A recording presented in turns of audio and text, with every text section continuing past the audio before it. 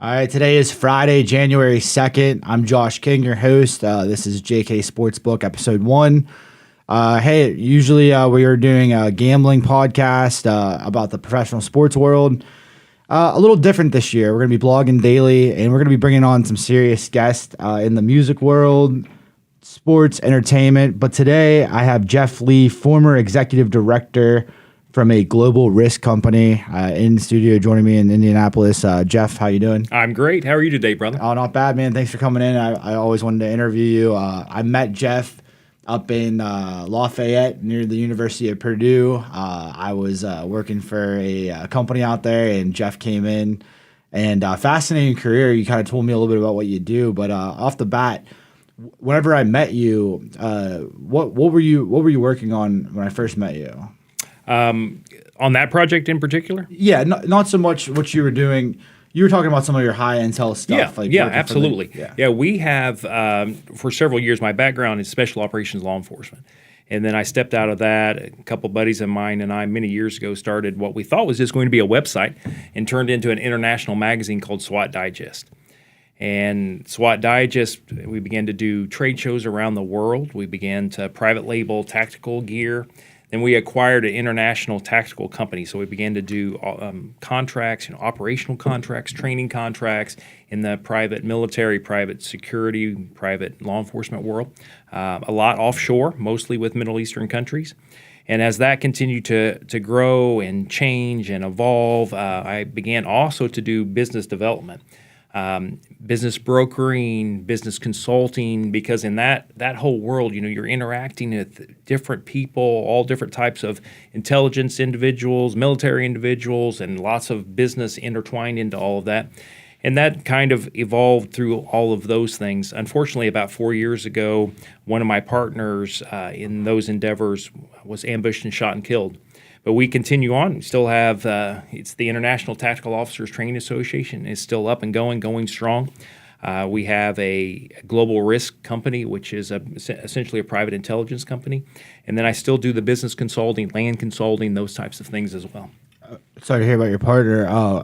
It's a dangerous field, it sounds like, right off the bat. I was fascinated by the world, obviously, that you were living in. But could you go into just a little bit about, obviously, people understand intelligence and trying to figure out in business, but when you're talking about basically war and shadow war, so to speak, correct? Right. So, is it official? Is it a government position or is it independent position that you work with government officials? Independent position. So we are independent companies. There are many companies like that out there that do contracts, sometimes for foreign governments, sometimes for the U.S. government, sometimes for local governments.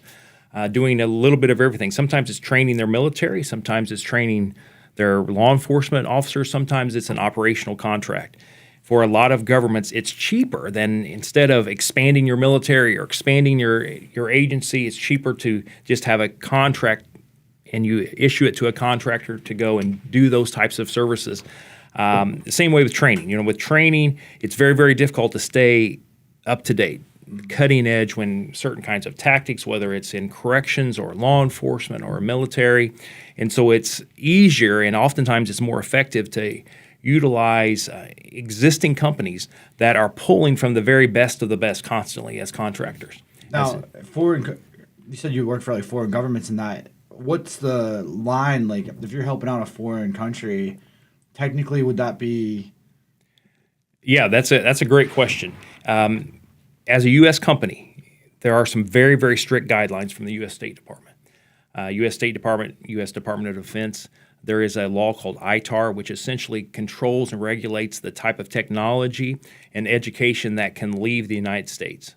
So there are certain restrictions on what you can teach an external country.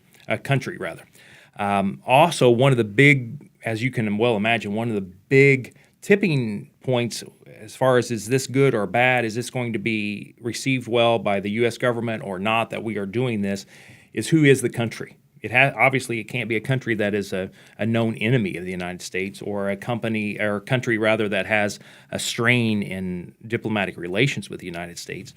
And so that has to all be clear before you can bring, because oftentimes we use tier one contractors, tier one, the very best of the best, and law enforcement, the very best and the best of the U.S. military, but also other foreign military, the very, very best of the best that work for us. So we have to be very, very careful, that we're not accidentally training a militia or a terrorist organization or any of those kinds of things. Which probably there are militias and terrorist organizations that probably disguise themselves. You have to be very careful. That's where a lot of due diligence has to take place. Obviously, there has to be a clear line of understanding with the U.S. government that, hey, this is what we're doing, and the check off there that all is fine. Who makes the decision when it comes to the U.S. government? Like, is it actual elected officials, or are there people that it's like a shadow government? There's a system within the bureaucracy. There's already a system there within the. It depends on the type of action that's going on, the Department of State or the Defense Department. There's already guidelines there on what the process is, the application, the licensing, all of those types of things are already set in place, and it's just a normal vetting process. So it's like you're betting. It's like, you ever seen the movie War Dogs? Yeah, for sure. So that happens in real life. War Dogs absolutely happens in real life. So to this day, like, you can basically sell ammo and guns to the government. 100%. Okay, so it's very similar, but you're selling services as far as logistics and teaching them. What's something that you could teach a foreign government that you'd be allowed to? So here's a great example. This has been several years ago. I'll just talk about this contract with the country of Kuwait. Okay. With Kuwait, we train their air marshals, their national SWAT team, their correctional officers, all of those things. Kuwait has been a great friend of the United States during all of the conflicts in the Middle East. With Iraq, we came in and kind of saved the day with the nation of Kuwait. And so they have been a staunch ally. And so obviously it makes sense. That was no problem, completely approved across the board. So we could help train them to be the very, very best to help us. Essentially, it's a big help to the U.S. government that you have your allies in the Middle East trained as the very best that they can. Forgive this question. What if you train people in Kuwait and they train others? Doesn't that get to be a little bit hairy? It can be. That's why, obviously, at some point there's a level of trust that you're trusting the Kuwaiti government. That if you are training an official Kuwaiti police officer, that they are maintaining a vetting of that officer. And so that's where that comes in. That becomes their responsibility. Theoretically, so let's say I created a company here in the United States, right? Could you train everyday pedestrians to do SWAT operations and things of that nature? And like, where's the line at? Like, obviously, you can't have like a private company go out and perform these operations, but can you legally? Can you, like in the United States? Yeah, for sure. So legally, I can create a whole new company. If I want to go out and do SWAT, if I got the contracts, I'd be legally allowed to, as long as I had the right people at the top of the organization. Yes. So as a private company, you can do that. That's crazy. Not a lot of people probably would think that that's possible. Yes. Obviously, there are a lot of hoops and that have to be you have to go through. And in addition to that, as a private company in the United States, you can train other civilian organizations. So, for example, I have spent a lot of time training church security teams. Okay. And so, they're a domestic agency. Most of the time, they're volunteers. Is it because of the attacks, like on the Jewish communities? Yeah, well, it's houses of worship in general. Houses of worship, period. So we see a lot of stuff in the news about, especially like Jewish community centers are one of the biggest things in Pennsylvania because we had a huge shooting there. Right. Are you seeing, and are you allowed to talk about it, are you starting to see churches being targeted from all different denominations? And why do you think that is? Does it have to do with Israel? And they have been, churches and houses of worship have been targeted for years.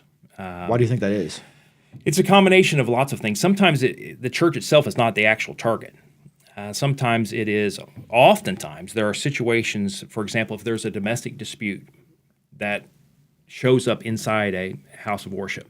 There is if Mr. and Mrs. Smith are going through a difficult divorce and Mrs. Smith has a protective order against Mr. Smith, but they were originally all going to the First Baptist Church of whatever town. And because of that protective order, because of the issues going on, Mr. Smith hasn't been allowed to see his child. But he knows that his wife is going to take their 5-year-old to church, likely to be at church on Sunday morning, and that 5-year-old will be in the children's department. And so Mr. Smith knows the location where that child's going to be. It's not uncommon. That's one of the common situations that happens, where he goes to the church trying to see his child. There's a protective order, and those kinds of things can begin to escalate. Sometimes there are shootings at, whether it is a target against a church, or it's a target against a pastor, or there's a target against, obviously, as you were talking about with in the Jewish faith. Unfortunately, we are living in a time where violence continues to escalate. There's risk continues to escalate. Hate continues to escalate. You see, I'm 54. In my lifetime, I don't know that I have seen a time where some of the anti-Semitism and some of those other sentiments are as high as they are now, which is disturbing. Yeah. So it goes back to like biblical times. I mean, back the story of it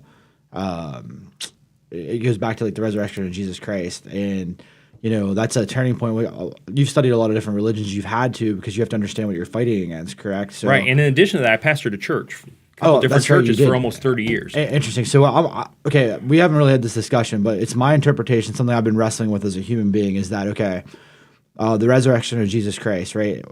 They say that there's not been a more historic event that every religion acknowledges that there was enough witnesses to see. So, they're right then and there. It really makes you wonder as a human being of like consciousness and, the resurrection, is it a true event? And to speed that up now, what I'm seeing is, because like years ago, they kind of prophesized what's going to happen. Wars, rumors of wars. Obviously, you've seen that that's a real thing.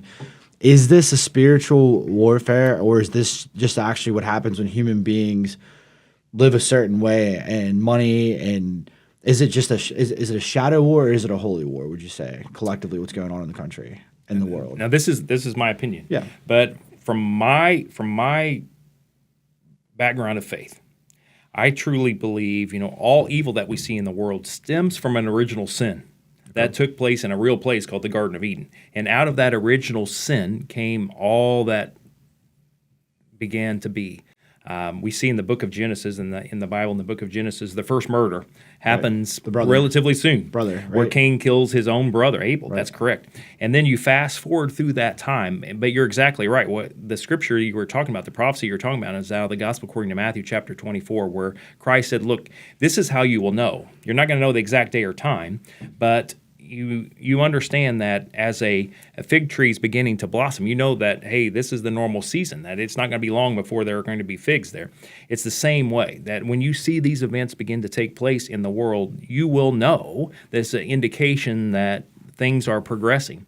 And he blatantly said you will see wars, rumors of wars, wickedness will be on the increase. The love of most will grow cold. Mark of the beast. Yeah, and the mark of the beast is a prophecy that comes out of the book of Revelation later on in the New Testament. But all of this is prophecy that lays out. Now, people ask me all the time, and they're like,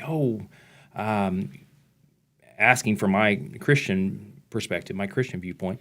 Do you believe that we are in the end times and that it's getting close? Well, going by what you're talking about, we see an escalation of all of those things. We've seen, because I'm in the media, right? I've been in mainstream media. I've been out of it for both sides of it, right? Right or left, right? It's alarming because it's like whenever you're watching the news, it's like you see that these independent journalists have a side, and it's all corporate money, right? So what I'm saying is the media aspect, we don't know what the hell we're seeing. You've actually seen these wars and like not just rumors of wars, like you're talking about counter. Yeah, it's amazing. I can remember years ago, when I first entered into law enforcement. So it's 30-some years ago. One of the first murders that I ended up being involved in was a situation where a woman had taken her child, a 4-year-old child, and had gotten in a fight with her family and had taken off with him on foot out in a wilderness area. And then it turns into this big manhunt trying to find this woman, find this child. We know what's going on. And it was about 3:30 in the morning, and I am walking through, and they're all volunteers all over the place, and I'm walking along watching a brush line, and I can see where it looked like somebody or something had come out of that. So I followed that trail, began to track that trail in, and I came into a clearing, and there's a pile of roofing there, and I see this little 4-year-old asleep on this roofing. So I'm so excited. I get on the radio, hey, I found him.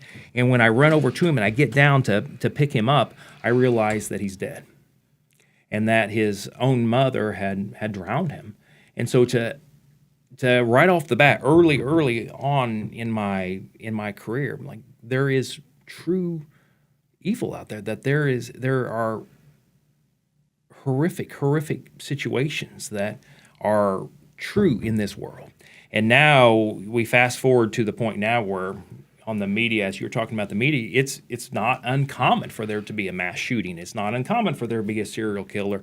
It's not uncommon for us to hear stories of all the horrific torture, all these kinds of things.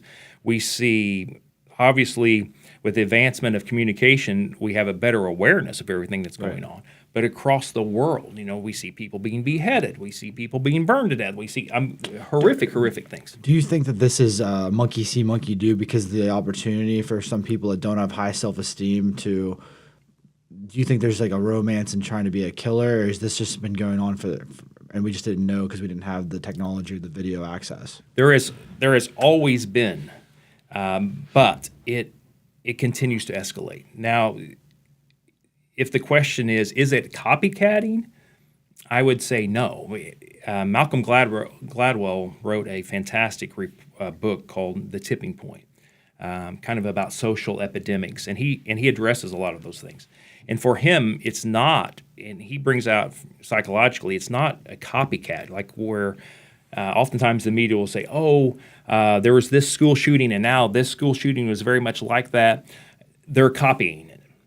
But he brings out all the psychological data that's not really what's going on. What it is, instead of showing up and being an example of something that you copy, instead it is a type of permission that there are these people that are already thinking these things, and then they're like, psychologically, subconsciously, they did that, and it becomes almost like a psychological permission being given, and then they begin to act out on that. Unfortunately, though, it is ramping up and getting worse. And back to your original question, do I think this is a holy war?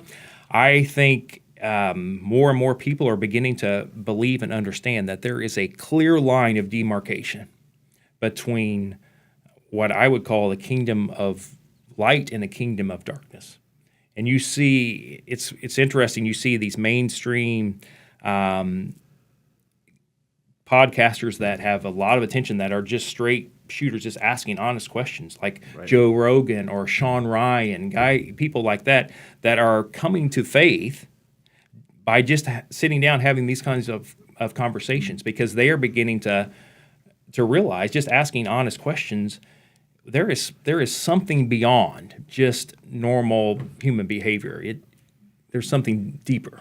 Right. And look, I can understand why Rogan on a different level, like, so interviewing everyday people that don't really get interviewed, that's like really where I see my direction going. Like, I like to interview the mailman and people that never, I want to interview the guy that works at UPS 40 years. Tell me about, one time, come in here and let's figure out your story. But along those lines, I had a huge podcasting contract, right? And I had a major media publisher behind me. But what's weird is whenever I would have the interviews I interviewed a lot of professional athletes because that was acceptable to them. But whenever I interviewed like the adult film stars, what I did, because like obviously they were one of our biggest, like they paid the most, right? I didn't interview the girls and was like, oh, hey, what are you going to do at the strip club on Thursday? I would ask them, hey, tell me about you. When did you decide that this is what you wanted to do and why? Now, morality or whatnot, like I was going to church at the time. Like there's a lot of controversy. Like I used to speak at Career Day.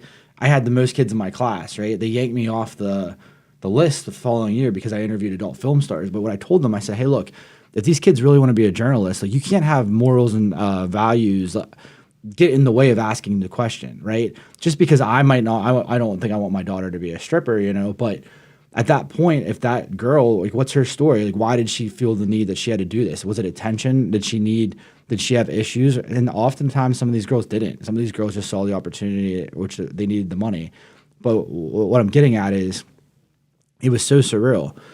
The mainstream media company did not, they were behind me interviewing. They wanted that, right? And they still keep those interviews to this day. They got rid of all my stuff, like published work that they're not technically allowed to, but they have my adult film star interviews up there because they're still getting paid on them. And it kind of made me wonder, because like I messaged the CEO one time. This will make sense to you. So she's a female CEO of Trib Total Media. She's probably in her, this time, late 40s, early 50s, right?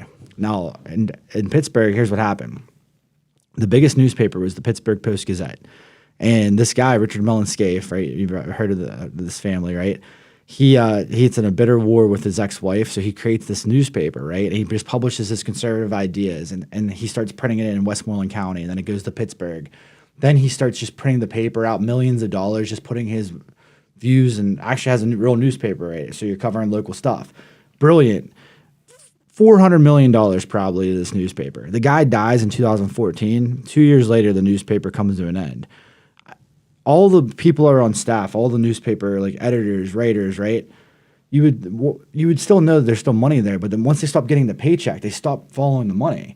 It turned out to just be a general counsel, a CEO, and a couple people on the board, a shadow government, so to speak, right? So at the time, so what I did is I went out to California and pretended I was going to be the next big film director, right? I convinced one of their journalists that I was going to be a film director. So the journalist took my bait. She said, she made a deal with me. She said, hey, I'm going to publish this article about you. I want my kid to be in one of your films. Done deal. So they still wrestle with this. There's a huge article about me being a film director. And so I go into the CEO and the general counsel, right? Just two people. And I say, hey, I'm Josh King. I started at 12 years old at this newspaper. Like, I know what's going on. So they go, what do you want? I should have asked for whatever. I asked to run their podcast. I wanted to bring back a dead podcast and run their podcasting. So the reason I'm going to wrap this up, I can do the film. It's like weird. The bad behavior. I'm smoking weed, going to the Major League Baseball, NFL. Like I'm as a journalist, that's everything I ever wanted, right? My sphere of influence. It looks like I'm the man, right? And I did these interviews with the adult film stars, and like they let me do that. But then whenever I started having people come on, like, you know, general counsels, like other lawyers, about like, you know, different things that were a little bit of a cleaner cause, it was pause for concern. It's like, in a weird way, like, yes, I enjoy, you know, maybe some dirty television from time to time, like, you know, Jerry Springer. Like, okay, I think it's entertaining, right? Jerry. But then if I want to bring, so they're going to let me interview people of that nature. But if I want to bring my pastor on and really just, you know what I mean? Like, there's censorship. So if you're having that type of censorship on a mainstream media level, you have to either be ignorant and pretend like you don't have a moral compass. Because I emailed the lady. I said, because like, look, she was buying the alter ego of me. She was buying like the person that would do these crazy videos. And, like, I would get arrested and just I'd win in court. But then I told her, I said, hey, like, this is like my act. So whenever they gave me the contract, I sent her a message. I said, hey, thank you very much. Like, I appreciate it. Like, you know, and she sends me a message back. She says, I don't really know if I believe in God, type of thing. I'm thinking to myself, man, you're a CEO of one of the biggest companies, not to put her business out there, but it's like, for you not to have that little bit of like the man upstairs, the thankfulness, there's a little bit of wickedness, right? And not to throw her business out there, but it just kind of shocked me. So does that make sense? Like, do you ever deal with CEOs that's like, where's your moral compass coming from? And if there isn't a moral compass from that level, that's terrifying, because the CEOs can wipe out. Theoretically, if you have enough money, you can wipe out any small business. And you know that for a fact, if you really wanted to be wicked about it. Right. So, like, what I'm getting at is, do you believe me whenever I tell you that, like, there isn't a third-party journalist that's going to rise up the entire way. So, like, Joe Rogan, because you brought Rogan up. I like Rogan stuff, right? He still gets labeled a certain way because the competition's going to dismiss him, even though he's been really down the middle. Like, he was going to have Kamala Harris on, which I thought was a huge opportunity for her to show that she's a real person. Right. And there does seem to be something on the left side of, like, they don't I'm still right down the middle, right? I voted for Barack Obama in 2008, and I voted for Trump in the last election. I probably should even put that out there. But the point is, I'm saying, as a journalist, like, I'm not picking left or right. do you understand of how this is getting? There's not going to be a third party person come up and interview people because who's paying for that? Right. You know what I mean? Like it's a scary thing. Right. Yeah, and I think all of that points to, all that you're talking about. A couple things. One is kind of the mindset that we find in general in society, and that has got us to where we are. It's changing, I believe. I believe there is a change, but like where you were talking about the CEOs that essentially have no anchor. You just like to hear like, hey, I believe in God. I want to do right because they have enough money to wipe out any other company. Right. Like if I started my own newspaper, the general counsel, all he has to do is tie me up in court with an injunction. Right. I mean, you can do that all day. I could tie anybody up even without having any like that type of capital. But that's a crazy world to be living in, and that's what a lot of these people like when they have podcasts.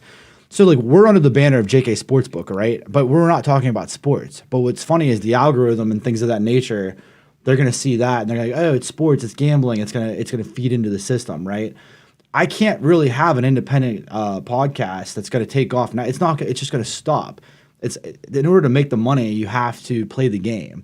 So I got to bring on the professional athlete and like, look, I've interviewed professional athletes for years. There's not a lot to, they're scripted too, to a degree, right? Like we can talk about their diet and what it's like to be, go out on a Friday night before a game playing at like, Soldier Field. But really, when it gets into like, how do you feel? How do you think? It's just like police. Like, there's a certain level of brainwashing that has to happen. Like, some of your best police officers are brainwashed to the point where they're not going to go rogue. There's chain of command, right? So you can understand the psychological aspect if you do apply that across the board in every industry. Right, right. So if you go back to this, as I was talking about, this worldview called postmodernism, which has been where the world has went over the last few decades. In postmodernism is essentially that all morality is relative. Explain that a little bit. So if there are no absolutes and all morality is relative, then I can justify any action because I can say, oh, look, here's a greater good. So for example, going back to your CEO. A CEO of this large company that has no anchor and say, as you were talking about, taking over a small company, oh, well, I have this small company probably isn't going to make it. I don't think it's going to make it. And I think, their employees they're going to end up out of a job in a year or two. So what I will do now, and I don't want to, it's not fair to my investors or my shareholders to pay more for this company than I think it's probably worth because I think it's probably going to not exist. But I have I have the money to do to launch an extremely damaging campaign against this small company until they're not going to be able to survive the next 2 or 3 months, and then I'm going to sweep in and buy them pennies on the dollar. Get rid of people, slash, and then move the profits, and yeah. But I've helped my shareholders, and this company I think was going to go bankrupt anyway, so I'm helping these employees in the long run. So they've justified that action because there is no absolute, this is absolutely right or this is absolutely wrong. And once you fall down that trail, then it doesn't matter if it's integrity or it's the any kind of perpetuity. You're a perpetual assassin. Yeah, there is anything can be rationalized. So this is what I want to get into. Sorry, but this is we've never discussed this, but I can only imagine right now with our phones and whatnot that there's somebody out there has the ability, whether it's a satellite camera, to look in and monitor. Like they see everything that we're doing, right? Like somebody out there. Information is the most valuable commodity that's out there, right? So if you get too big for your britches, so to speak, you mentioned some other podcasters, like the CIA is actually they target influencers. Like they pay attention to their podcasts. They even put them on payroll. And one of the first things that they say to them, it's like, hey, are you a patriot? Are you going to serve your country correctly? So basically, we are censored to a certain degree. Like I can't start my own newspaper tomorrow. Eventually, if I cover the wrong guy, I'm gonna run into the money, right? Like it's the same thing you guys are doing too. Like there's a lot of money out there, and they want to train. It's an arms race, right? It has to be. I'm not like. Well, if you, without going too far down this rabbit hole, like you're talking about, when you begin to do research on, if you just take the stock market and begin to research some of these large organizations that own, like your BlackRock, like everybody knows. If you just take BlackRock as an example, when you look at BlackRock and Vanguard and you set them side by side and then look at the amount of the market that they actually influence, then you step back and say, okay, at what point is the market really the market? And my argument would be it's really not. And so yes, and so those are all those things that you have to be in. And you mentioned like with police officers, or I mean anybody can fall into that. And that's one of the books that I have coming out, fiction book. The character in there is struggling with that whole issue of not of being brainwashed, but it's this whole idea of the false self. Michael Cross in your book? Yeah, Michael Cross in the book. So Thomas Merton, who's would be labeled a Christian mystic, essentially a Christian contemplative, he had this whole discussion about the false self. And some of the modern writers like Ted Decker, he talks about it this way. And if you think about it, Ted Decker talks about it in his parable books. He calls them costumes. Like so, who we are and what the costume that we put on and how we go out. And so if I think about myself, I am a dad. I am a husband. I am a stepdad. I am a grandfather. I'm a son. I'm a business owner. I'm all of these things. So the question is, when I wake up in the morning, is Jeff Lee the true Jeff Lee? Do I know who the true Jeff Lee is? Or, depending on what group I'm interacting with, am I putting on that costume? And that costume comes with its own set of behaviors and expectations, because and things you can and can't do. Because I want to make sure that I have this costume. I'm wearing it in such a way that people in that sphere are going to like me, right? Or they are going to, that I'm going to get the response that I need, or I'm going to be able to control those situations, right? And that. We don't like to think of it that way, that it's controlled, but most of us, if we're honest, every decision is controlled to a certain degree. You control your diet, you control your mind, and at what point then am I trying to manipulate circumstances based on whatever costume I have on at the time? One could argue that you're bound to this almost like your own. I hate to use this term, but your own God. You're your own God in that separation, because your brain's processing things so rapidly. So you know that you have to be like that to be the best grandfather, the dad. And then the number one thing that you didn't mention was income. Like you can't. I would love to wear you saw the outfit I wore in the field whenever we worked that one, like the cowboy hat and stuff. Like thought that would be funny, but it actually got me fired. You know what I mean? Like your employer, whoever's paying you, wants to see Jeff Lee dress a certain way, right, and interact a certain way. So like for example, like even how I make my living, like if I do the wrong thing on my podcast and they see that, they could cancel it. And then what is it? This all goes away. And you can get canceled so much easier than you can get something started. You know what I mean? Right. You can just, by the way that you look, somebody doesn't like you and they go, I want to be, like you probably see that happen. Some of the stuff that you have is insecurity. Like most CEOs are these like huge companies that can probably train, that they can afford to pay for your trained services. This could all start from, a love thing gone bad, or they felt a certain way in business, like this guy got me, and now you have a lunatic, and it's an arms race that never ends. So going back to the original, whether this is a holy war or we're most certainly in a war, right? There's no denying, no matter what, whether it's God, devil, or money, elites versus not. Like a lot of times they would call us conspiracy theorists for even mentioning this being a possibility, but I think that everybody's kind of waking up. And if you're not watching like TikTok and you're seeing these kids do this evil shit, it's not even like good stuff. I'm like, dude, like where's the laugh? Like where's the, hey, we punked this guy? No, it's like respect the shooter, like guns in your face, like like it's fucking evil. You know what I mean? Like it's downright evil. And I'm not.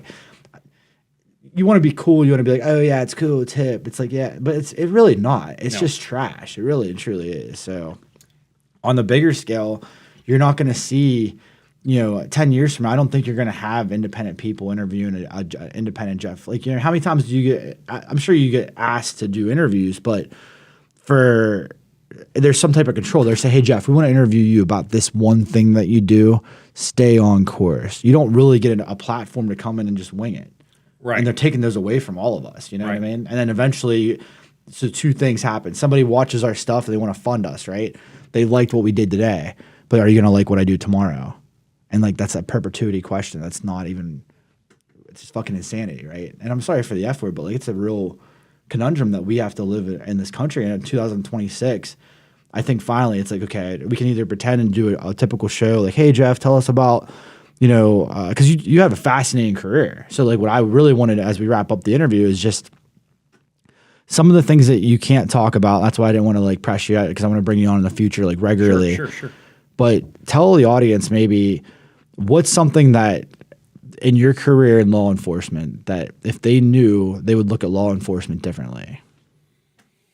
I think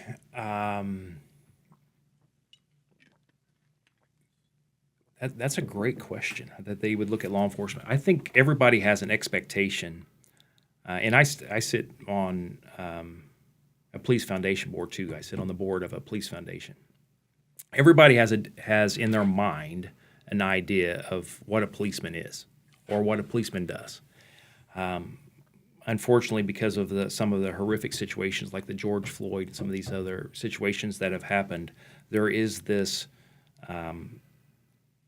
a particular prejudgment of this as a policeman.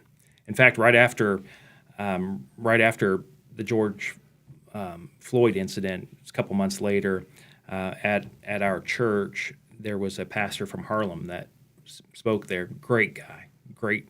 And I talked to him afterwards, and we were talking about this race issue. And I said, would you like me as a former police officer? I'd be more than happy to come to your church and have a conversation. He said, you would do that? I go, yeah, absolutely. I 100% would do that. Getting back to that authenticity, that's what we're talking about, authenticity. That to be real, to understand, to listen to what's going on without repercussions, and then be able to tell your own story. Right.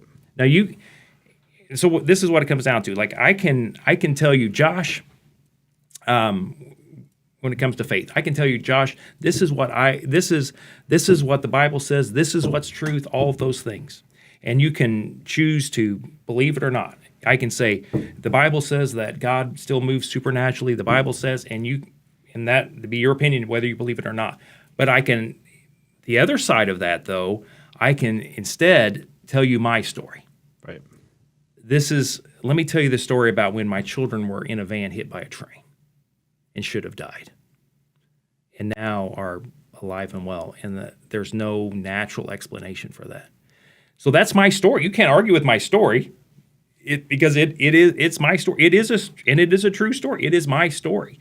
And so that comes from authenticity, and I think that's where we have to get back to in communication with people, being authentic. So back to law enforcement officers, getting people to come to the understanding that these people are human beings like anybody else. And in any organization, there are good and bad, and good, bad, and evil. In any organization, there isn't none of us can think about a place where we worked where there were not those. And we all have our individual stories Absolutely. too. Every cop has a different story. Absolutely, and people, Absolutely. So because when I was active law enforcement, I was a SWAT guy. I was a SWAT operator, but I was also a hand-to-hand combat instructor. I'm still a combatives instructor. But I had started within our agency a chaplaincy program, and I wrote a column every month called Pistol Packing Preacher. And just to understand that side of it. It's like Machine Gun Preacher, if you saw that movie. Yes, absolutely. Really great film, actually, too. I've actually met him. Great guy. Oh, really? Yeah, great nice. guy. Great guy. But the behind the scenes, when all of the action's over, and all the tough guy costume is put away, and you're sitting on the floor.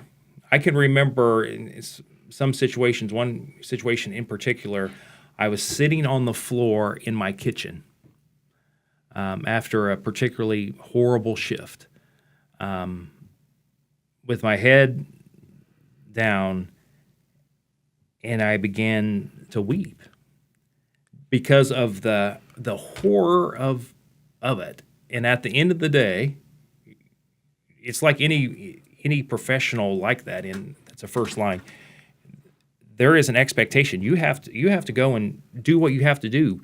No questions asked. You have to lock the emotion side away. Right. But when put the costume on, exactly. But when all of that is away, you get your moment to really reflect what just happened. Like you're not delivering the mail in 30 degrees. You're warm, and was that real type of thing? Yeah, and then it's obviously way more than delivering in cold weather, because you're in elements, and you could be killed. You have to kill in certain cases. Yes. And you can't wrestle with, like, is this morality right? Like, you're on an assignment. Yeah, I can't tell you the number of times sitting in with guys right after, because that's part of what I would do if there was a deadly force incident.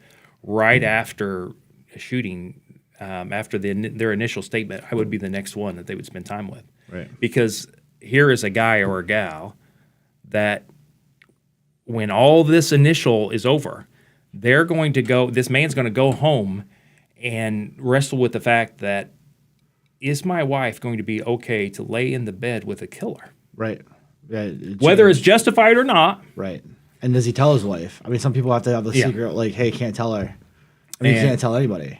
And that becomes, they can't tell anybody. That becomes that culture. And you see it in first responders, you see it in the military, you see it all over the place, where it's us versus them. Right. Because that wall is built, and that us versus them mentality, which is horribly dangerous. Right. Because then I'm suspicious of everybody else. Kill or be killed. It's like, I thought I was under duress. And they can justify the reasons as well. Absolutely. So it gets to be, and then it comes, and then you see the horrific suicide rates. Right. With military veterans, law enforcement. Well, it's a lot to take in, because they're seeing firsthand evil, and they're also having to be the responder to it. And then take away all the people that are not in combat. People are wrestling with do I want to live or not regularly in any aspect, because like the economy's not doing anybody any favors either. Like, it's getting continuously, we're all just kind of getting by, just trying to and hoping. And like, there's not like a playbook. Back in the day, whenever you'd go into an occupation, you could give a conservative, hey, if I do this or that, I'll have this or this or that. None of us know anymore. Right. It could all be taken away from us very quickly, and I wouldn't be surprised if it is.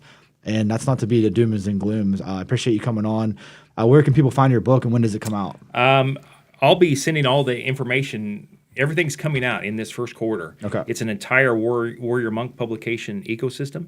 So it's a nonfiction preparedness versus paranoia. So it's safety, personal security, situational awareness. Then there is an app that goes along with that. That'll be in the Apple Store probably in 5 or 6 weeks, called The Guardian Mindset. Okay. Then there is a fiction book, the Sentinel's Cross. We're playing around with the title, but right now it's the Sentinel's Cross. That is kind of a parable fiction. You know, this guy who's a protector, but is wrestling with his false self at the same time, being a warrior and essentially a Christian mystic. That action adventure book. Then there are some children's books that teach situational awareness in a fun way. Because you think that kids should probably be ready in case there is like a shooting or some situation where somebody goes nuts. Yeah, most violent situations can be avoided. Right. Okay. With just knowledge of knowing and being aware. Just being aware, because seeing the switch in somebody. Yeah, and just understanding, like when you're coming into a room, this is not, something doesn't feel right. You know, you look at countless incidents where people have been assaulted or they've been robbed or any of that, and majority of the time people would say, well, something just didn't quite feel right. But then because they felt uncomfortable recognizing, oh, I don't want to be I don't want to be paranoid. I don't want to be accused of something. They just ignore it, and then it ends up being a bad situation. So learning to understand, and hey, if those things are off, leave. And so teaching kids that, and then there is a social media channel, Spirit Forge, that's all coming. It's all one big ecosystem called the Warrior Monk Publications. I'll be making sure you have all of the updates, and you can put it out for all your listeners. We look forward to it. Hey, I'm going to ask you one last question because people say I'm a softball guy if there's softball questions. Is it paranoia, or do I have every right to be worried about a guy like you, for example, if the economy gets to a certain degree and the skill sets that you have, if the highest bidder, and you have a family, you have grandchildren, there could be somebody bad out there and you wouldn't even know.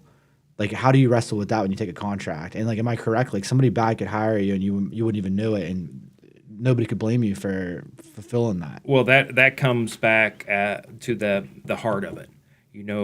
With majority of guys like me, there's not a lot of you, right? There's not. Compared to how many people. Yeah. Majority of guys like that, though, really, really at their heart started into that because they cared about people. And no matter Lieutenant Grossman, who wrote a couple books, one of them on combat, one of them called On Killing, where he talks about all the rise of violence in society.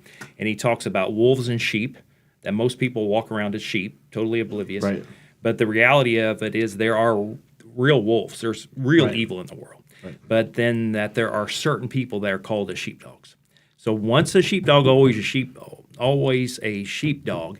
And people like that it doesn't matter the money, because you look at the obviously there will always be evil people that are willing to do evil for the right amount of money.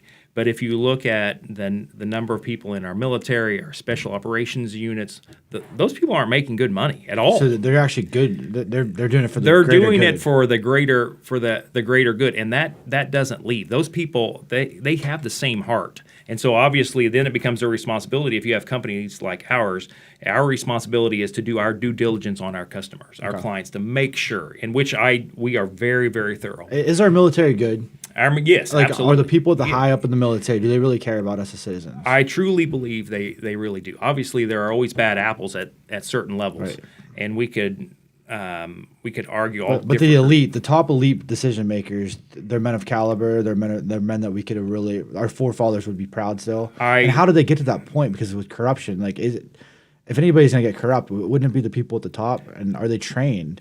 That's where we have to be very, very careful about. That we are maintaining a good understanding of how the Constitution works. The Constitution is important. It's still relevant today. It's still relevant. More relevant than ever. Yeah, it's never. We can't just say, "Oh, we're going to rewrite the Constitution." No. It is important, and it is important that we, as all citizens, have a voice. Right. You were talking about before left and right and all that. Right. I love this. I was having a discussion with a guy a couple of weeks ago, and he was talking about the Native Americans. They talk about when it comes to left wing or right wing when it comes to politics.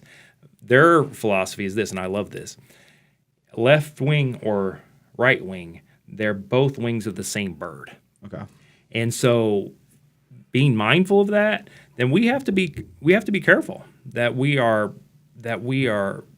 willing to be outside the system, if you will, and to call out, because there's good and bad on both sides of the aisle. Both have to follow they have to follow the right or left protocol, and that's a very slippery slope. Like, for example, we've never discussed this, but the very last thing I would say about the election, right?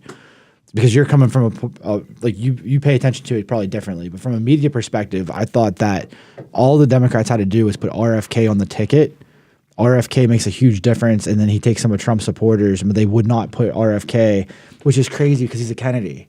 It's insane. And some of the stuff that he was saying, I mean, I think that the pendulum took a swing whenever Joe Rogan, who said had Donald Trump on, had Vance on, and then RFK joins Trump. And RFK, if you put RFK on the Democratic ticket with Harris, maybe they win. Would you agree or disagree? Yeah, I think RFK's and I'm a big RFK fan. Me too. I don't agree with everything that he does. Honestly, I'm a huge I love because RFK. I am a conservative at heart. Now, that doesn't mean that I agree with everything that There's some things that for sure that there can be extremism on each side. Right, of course, we've seen it. Yeah, which is not healthy and sometimes not good. Fox overbearing of the way too along the lines. Like I told a conservative family I listen to NPR. NPR is fucking great. It really is, but it's more of a liberal platform, But I love having you on today for sure. I think I want to hear your last point, and the very last thing that I would ask you is that. Are you ever going to see combat again at 54? Yeah, I just had a hip replaced about a month ago, and the surgeon's like, what's going on? Your left hip's completely trashed. And I said, well, let me explain to you what I've done in my professional life. So it's taken a lot of damage, but now I have a brand new one, good to go. Do you miss it? Do you miss? Sure. You like it? Oh, you yeah. Love it. It's the strategy. Oh yeah. Do you get like a high off the ability that you could get killed? No, I don't think that's it at all. I said years ago there are two. Lots of people have talked about this feeling of being in the zone, right? And there are two times in my life which the two areas of my life where I knew this is I am gifted in this, where I am in the zone. That it's that feeling of great peace, and like this is one is when I'm up getting ready to preach or teach. That just falling into the zone. The second one is that when you're lined up outside of a door getting ready to do an assault. Right. That where everything just comes into focus. There's no room for error. No room for error. Everything, and it's that. And so, do I miss that? For sure. And my wife and I have had this conversation because we have opportunities with different contracts coming up, and I keep telling her, hey, I've got one more rodeo, one more action-packed opportunity out there, and she's like, how about you just lead it and guide it and not be out there on the front line. So I don't know what will come. It's up. We'll see what the Lord has in store. But I am excited about these books. I'm excited about opportunities. I'm excited about not just putting more information out, but providing opportunities for formation.